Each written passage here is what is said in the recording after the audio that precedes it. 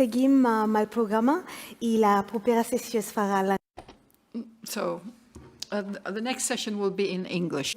Argyn, the Director of Training and the Project at Marmara Municipality, also leading the Local Government Academy.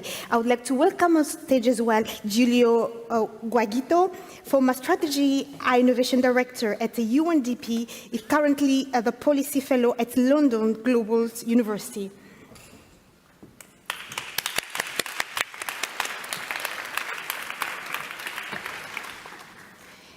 In this session, we'll talk about the practical experiences when implementing AI to improve the right to time. So, Giulio, as a former head of innovation at UNDP, you came across multiple examples of how AI has improved people's life and as well at the time of citizens. Can you share 3 of these examples? Sure. Let me ask a question. Let's see if I can show an image, otherwise, no problem. How many of you think today that governments or private sector companies developing algorithms have in mind time use as we define it today? Okay, thank you. So the organizer gave me this very difficult task of actually finding examples of this. And I realized for me it was actually quite a challenging thing. I found them, don't worry, we'll talk about it in a second.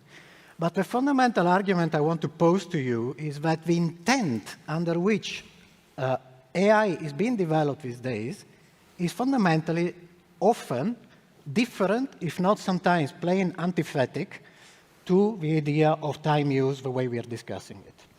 And therefore, what we are trying to do is retrofitting something that was designed for something else to the use of artificial intelligence. So I'm sure, and this is the only image I'm going to show, I'm sure many of you have seen this meme going around on the internet. I want AI to do my laundry and my dishes, right? So that I can do art and writing, and what we got is exactly the opposite, right? Intent is there. So when you talk about intent, I think interesting to look in the way it is being used in cities, so I'd be very curious to know your experiences, but I find that this framing of efficiency that we talked about a lot this morning tends to prevail. And often that leads to unintended consequences. So concrete example, social welfare benefits. As you know, there are many cities around the world that have struggled a lot in the implementation of artificial intelligence for social benefit allocation. Very big scandals. Amsterdam, one example, Australia, India, you name it, where algorithms have been found to discriminate. Why is that? Why is it that many cities find it so difficult? I would pose to you is that the intent of these things, yes, it's called efficiency, and who doesn't want to be efficiency? Free the time of public servants, free the time of citizens, we all sign up for it. As an Italian, trust me, any day. But the fundamental intent of these tools is that some citizens who are playing the game, gaming the system, getting benefits that they shouldn't be getting, and therefore this is why we actually want to have artificial intelligence. And obviously there's nothing wrong with that, but I haven't been able to find a single example, I'm very happy if you give me, of cities that have started by saying, I'll develop algorithms because there are people who should be getting benefits who are not getting them.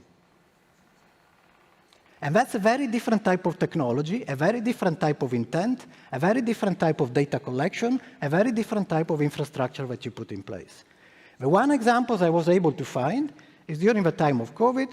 Probably the best known example comes from Togo, Africa, where they developed overnight new social benefits using artificial intelligence for more than 1 million people, overnight, almost overnight, within a week, for people who did not have benefits before but were included in the safety nets. Another example, consultations.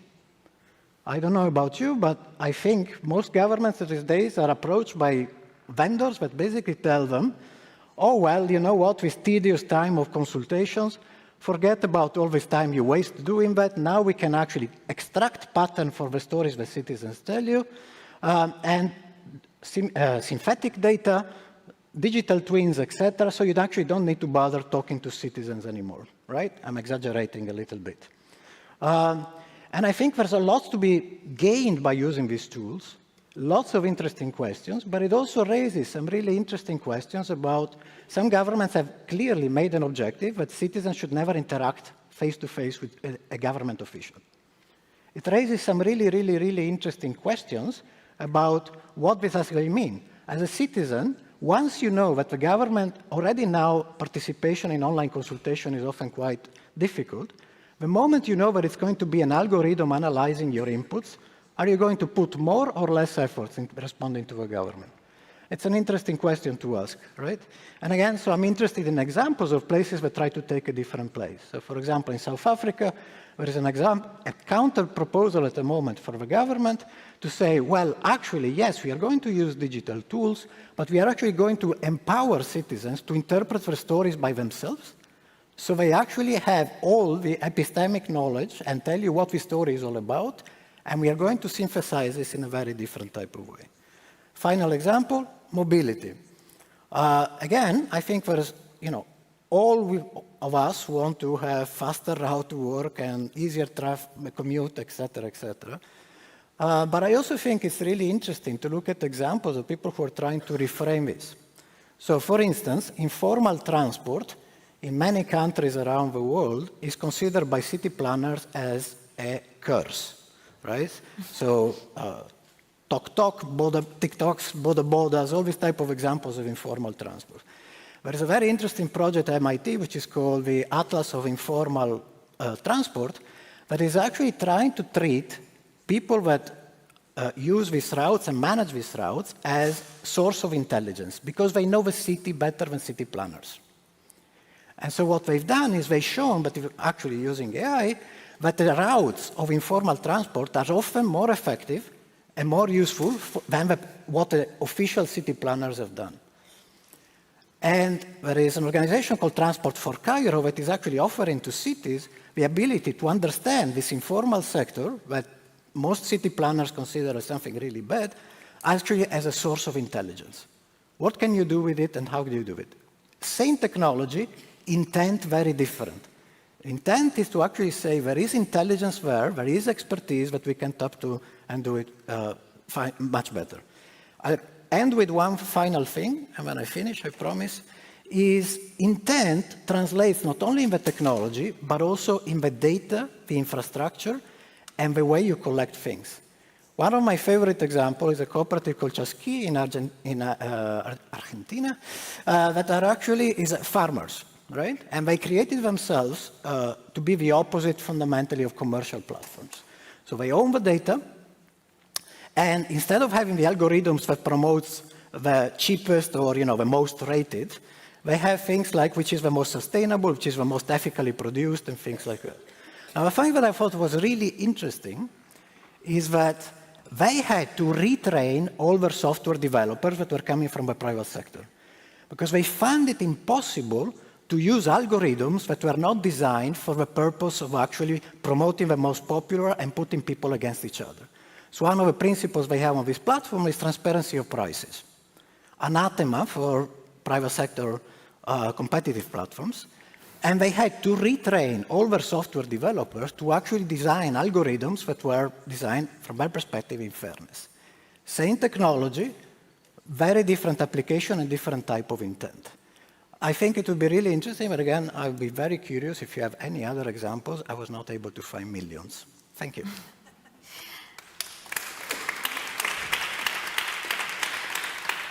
Thank you, Giulio.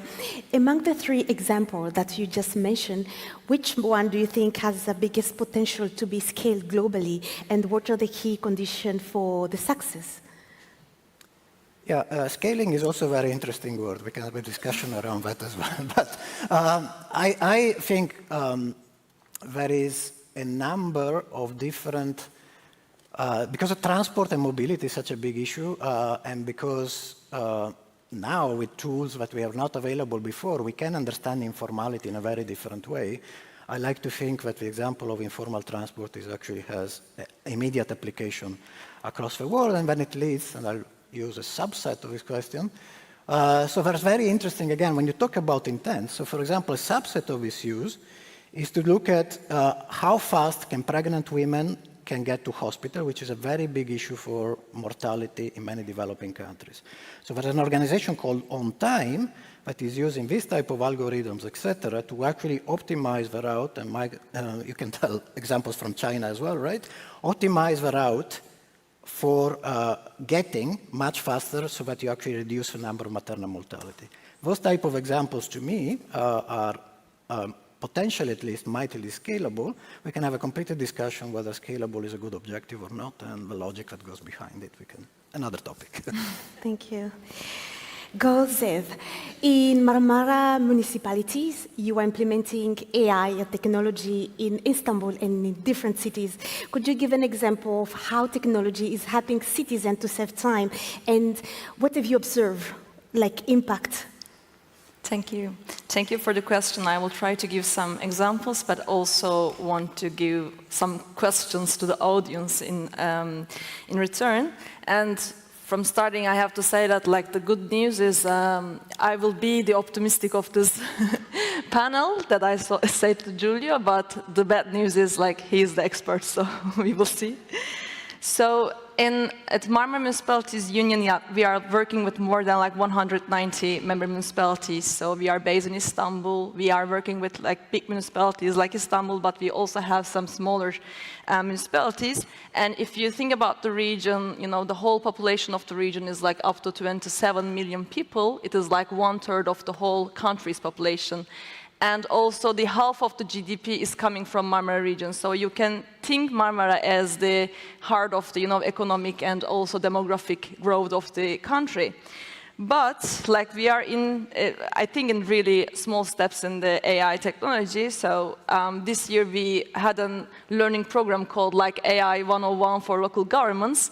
And we had like more than 400 practitioners and decision makers from the cities. And we asked them like how they use AI. And only 5% of them say that they already had some hands-on experience with AI in their municipality, and like up to 40% of them say that like they had no clue where to start. So that's why like I can say that like we are in baby steps, but we also have some municipalities that run. So I will try to give some examples from that, and since I am not an expert in AI and innovation, but more in mobility and public space, I will give some examples from there. So in Istanbul, AI is right now as kind of like heart of the traffic management, of course, like when you're thinking about the mobility. So the city operates a real-time analytic platform that collects data from like different sensors and cameras, and using some predictive algorithms to optimize traffic lights, bus routes, and like incident responses. And according to, you know, some indexes, for example, like TomTom Traffic Index in 2021, Istanbul was like #1 congested city of the world. And after 1 year, like it's become like 50-something. So if not the other cities like did worse, then maybe AI helped us a little bit to tackle this challenge. And we have also like some other cities like Bursa Metropolitan Municipality, for example. They use some AI-based adaptive traffic signals in the major transactions, the major intersections, and they are using, you know, try to use these vehicle counts and cutting waiting times nearly 30%. It affects to have less carbon emissions, like by 10 tons. Like it's going like that. But when you see, like when I see as an urban planner, look at the AI use in the mobility, I saw that we always like more focus on the traffic congestion, since like it's #1 problem of the city. But we know that it's not like that. It's kind of the, you know, the head of the iceberg, that visible part of the iceberg. So I remind the Cedric Price once say in the late 1960s as an architect that technology is the answer, but what was the question? So maybe we have to rethink more about these questions, like what we want to get from our cities, what we dream about our cities. And if you ask AI, like sometimes I'm asking AI to make some images for me about the streets and public spaces of tomorrow by using technology, it always shows some like pictures of, you know, more roads with some autonomous cars and like flying, you know, again, personal cars on the air. And sometimes it's also adding some lightning on the road to make it more like technologic. And I think this here, like we have to ask the question, is it really the thing that we ask for our cities? So I'm happy to be in Barcelona right now. It's the homeland of the super blocks. You are famous for it everywhere, in Turkey also. And like yesterday, I was walking with my colleagues, and we saw that like we didn't see some special lanes for self-driving cars, but what we saw was basically the people reclaiming, you know, time in a way. Like children were playing. Some residents were talking, chit-chatting, and I think this is what we are... Oh, sorry. Are you still with me? So this is what we have to think about more, maybe. So it's not being faster, as the former speakers talk about. So yes, we are living right now in a hyper-accelerated world, as Harmut Rosa said. But maybe we have to design time differently. So maybe the technology that we are looking in our streets, in our mobility, is not the self-driving cars, but maybe it's a new payment, a technological, like innovative payment that can collect water better than right now.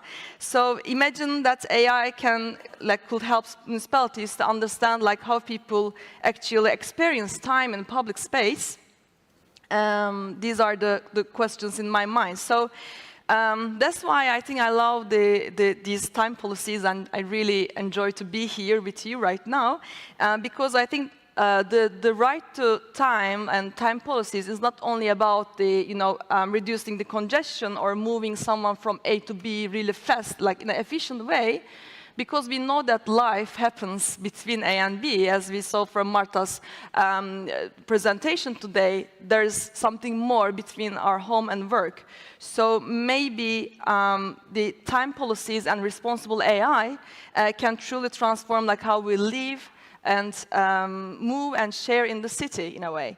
So when I was listening to the other speakers, I remember the Milan Kundera's book on slowness, and in there, like he said, why has the pleasure of slowness disappeared? So I was started to think about that, like we born in this world of acceleration, and the AI born in our world. So it's basically like learning from us. And maybe right now we can ask the real question, like not just like what AI can do for the cities or for the future of the cities, but maybe the question is like, what is the right to time, and what kind of time and space in cities do we want, and how AI help us imagine and create it together. Thank you. Thank you so much.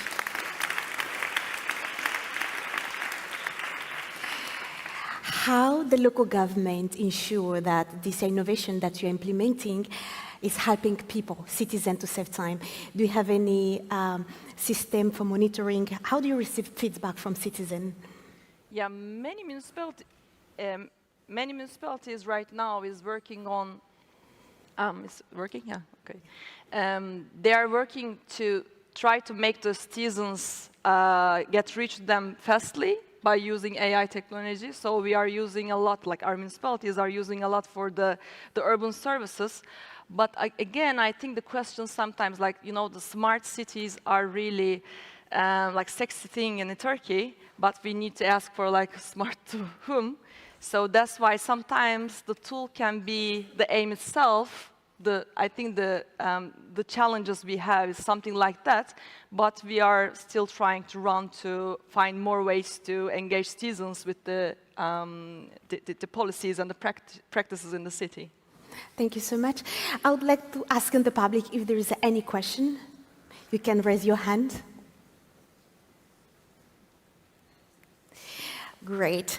We are at the end of this session. Thank you so much, Giulio. And thank you so much, Görsev. Thank you.